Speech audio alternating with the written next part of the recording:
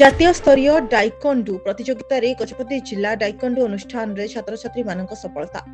ରାଜସ୍ଥାନର ଜୟପୁର ସ୍ଥିତ ସାଇୱାଇ ମାନସିଂ ଷ୍ଟାଡିୟମଠାରେ ଦ୍ୱିତୀୟ ଫେଡେରେସନ କପ୍ 2025-26 ଜାତୀୟ ସ୍ତରୀୟ ଡାଇକଣ୍ଡୁ ପ୍ରତିଯୋଗିତା ଅନୁଷ୍ଠିତ ହୋଇଯାଇଛି। ଏହି ଡାଇକଣ୍ଡୁ ପ୍ରତିଯୋଗିତା ଇଣ୍ଡିଆ ଡାଇକଣ୍ଡୁ ଦ୍ୱାରା ଆୟୋଜନ କରାଯାଇଥିବା ବେଳେ ଏଥିରେ ସମଗ୍ର ଭାରତର ବିଭିନ୍ନ ରାଜ୍ୟର ସମୁଦାୟ ପ୍ରାୟ 1400 ଖେଳାଳି ଅଂଶଗ୍ରହଣ କରିଥିଲେ। ଗଜପତି ଜିଲ୍ଲାର ଜିଲ୍ଲା ଡାଇକଣ୍ଡୁ ଏକାଡେମୀ ପାରଳାଖେମୁଣ୍ଡି ଗଜପତିର ଜଣେ ଛାତ୍ର ସାଗର ବାରିକ ଓ 3 ଜଣ ଛାତ୍ରୀ ଯଥା ସୁବର୍ଣ୍ଣ ସାହୁ, ପି ସାଇସ୍ମିତା, ଅନୁଷ୍ଠାତା ମଲ୍ଲିକ ଉକ୍ତ ଡାଇକଣ୍ଡୁ ପ୍ରତିଯୋଗିତାରେ ଅଂଶଗ୍ରହଣ କରିଥିଲେ। ସେମାନଙ୍କ ମଧ୍ୟରୁ ସୁବର୍ଣ୍ଣ ସାହୁ ରୌପ୍ୟ ପଦକ ଜିତିଥିବା ବେଳେ ଅନୁଷ୍ଠାତା ମଲ୍ଲିକ କାଂସ୍ୟ ପଦକ ହାସଲ କରି ଗଜପତି ଜିଲ୍ଲା ପାଇଁ ଖ୍ୟାତି ଅର୍ଜନ କରିଛନ୍ତି।